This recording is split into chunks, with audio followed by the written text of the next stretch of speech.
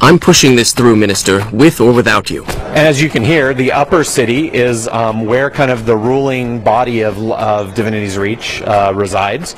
We have the Queen's Palace up here. We have the Ministry, who are our politicians and our lawmakers, and you can often hear them talking about politics and local affairs, that sort of thing. And I wanted to come up here to, again, talk about our art a little bit. So Guild Wars 2 is not a game that relies on a lot of technology and big system requirements to look good.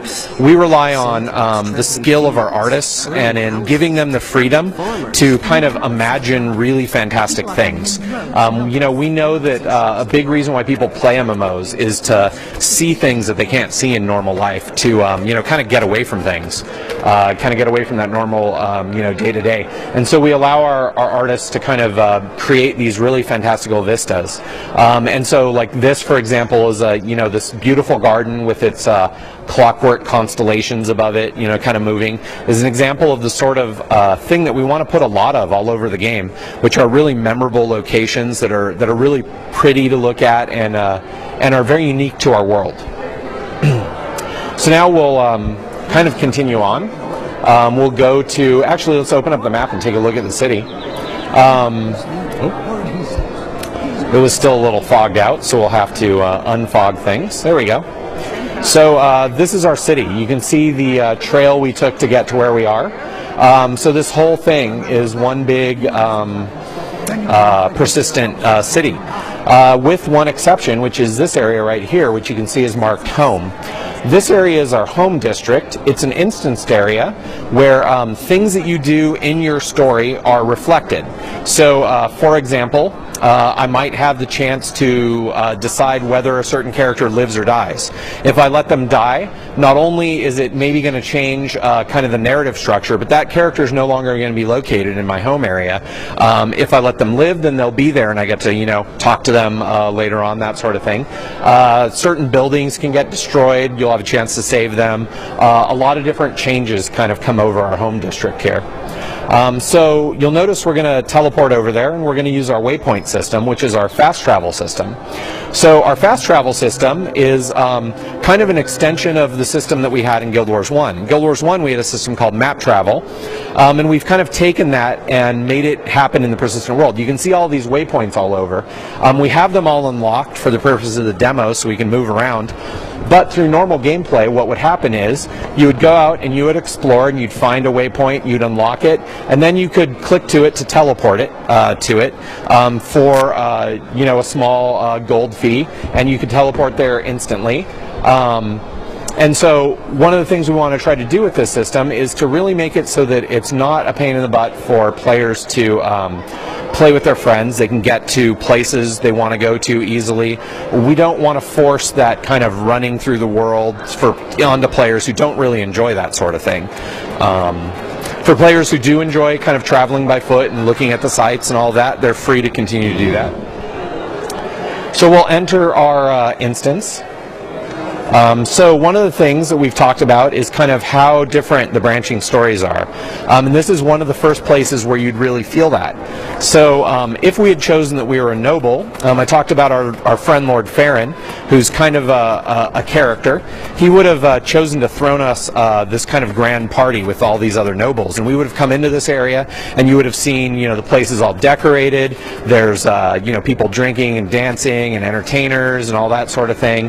Had we chosen to be from the streets, we would go to our little alleyway where we live, and we would have found that our friend Quinn, who belongs to a gang that we also used to belong to, is in trouble with that gang and needs our help. Keep walking.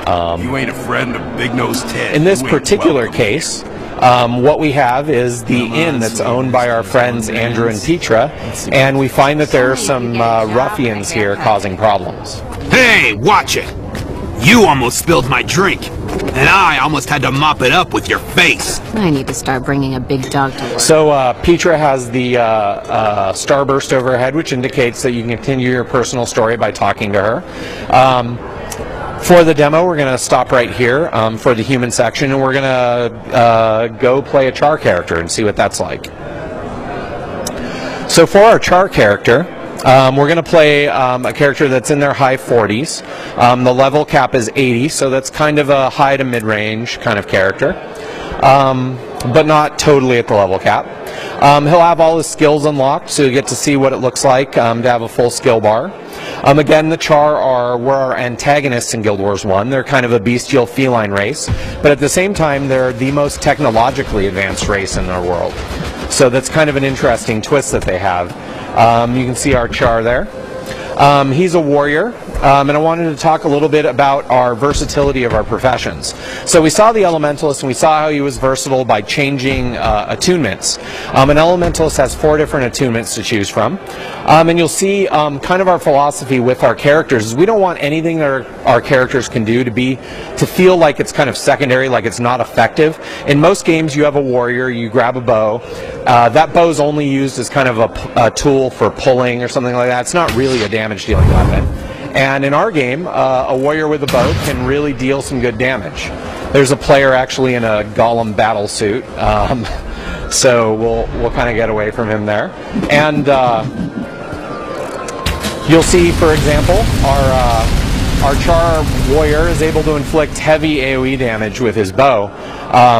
And so he can take on kind of that range damage role. Changing roles is really simple. He can have another weapon set equipped, and he can change his weapons, and then you see his first 5 skills change. Now he's got 2 axes equipped, and he's kind of a melee damage dealer now at this point. If he wanted to, he could equip a Mason Shield to become a sort of more defensive character. He could, instead of having a shield, equip a Warhorn, which would make him sort of more support character.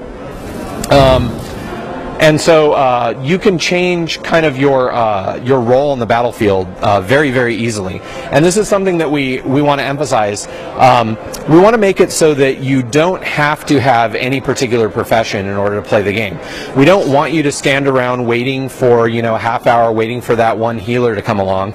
We don't want you to have to play a healer because, the group you play with, none of them want to play a healer. So I guess you're going to kind of bite the bullet and play one, even though you don't think it's that fun.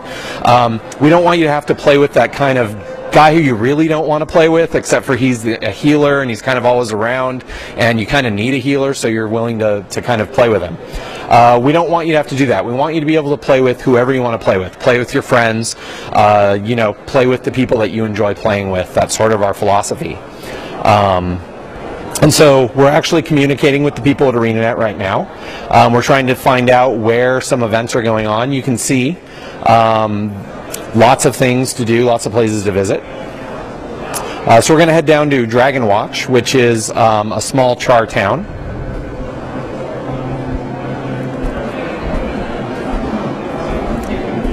Okay, so this event isn't running. So we're actually going to head down to a fortress called Steel Eye Span. So one of these areas, this area is kind of the area that you remember from Guild Wars 1, the Ascalon area, where the Char summoned all these crystals down and made the place all burnt out and kind of post-apocalyptic. And now it's recovered, except for the fact that one of the Elder Dragons flew over it, and kind of just him flying over it and casting his shadow warped and twisted and corrupted this big swath of the land. And the Char have built this massive fortress over the southern end of it called Steel Eye Span, and Steel Eye Span is kind of constantly under assault from the minions of the dragon. So we've actually seen the minions are attacking now, and so we've got an event. Again, we came in kind of in the middle of the event. You can see one of the wall sections appears to maybe have just gotten destroyed. We're helping to defend Steel Eye Span's walls. Okay, so actually I think that event just failed, and now the minions have broken in, and we have to defend the Tribune here, who's the leader of this fortress.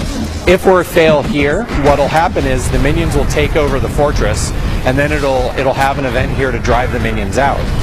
One thing to note, our event system is what we like to call persistent. It doesn't mean that there are permanent changes in the world. Okay. It doesn't mean there are permanent changes in the world. So this fortress, once it's destroyed, will not stay destroyed forever, but it will stay taken over until players come and change what's going on.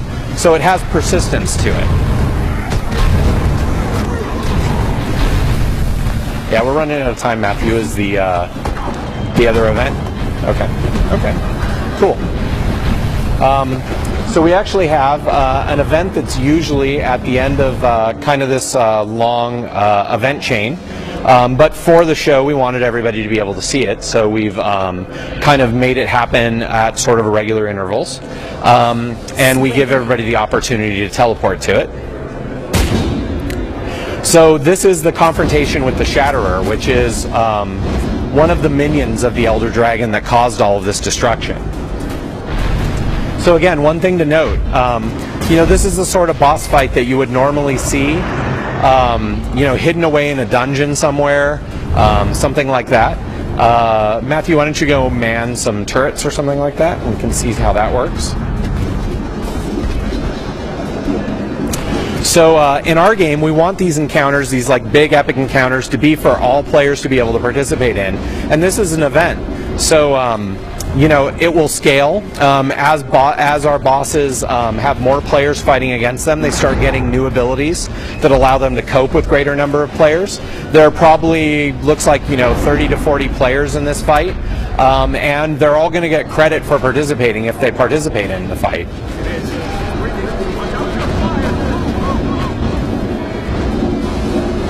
We built a lot of avenues of teamwork into the game.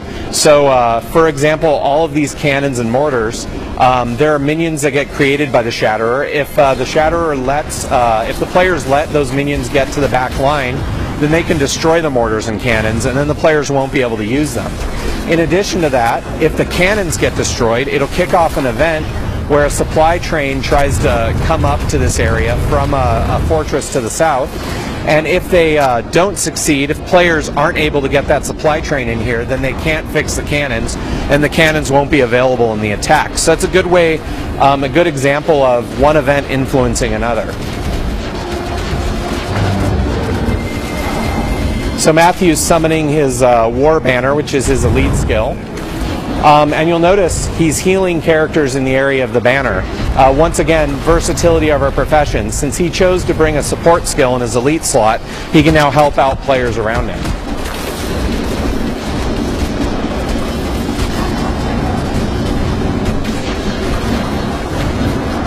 See, the Shatter is almost defeated here. See him again reviving another player. Notice this player is not completely down. They're still able to fight from a down state.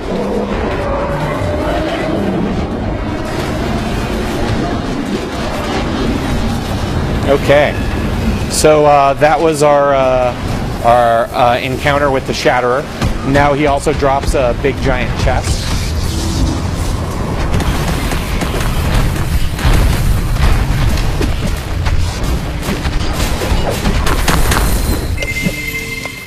Hey everybody, thank you so much for watching our demo, and we really look forward to seeing you in game.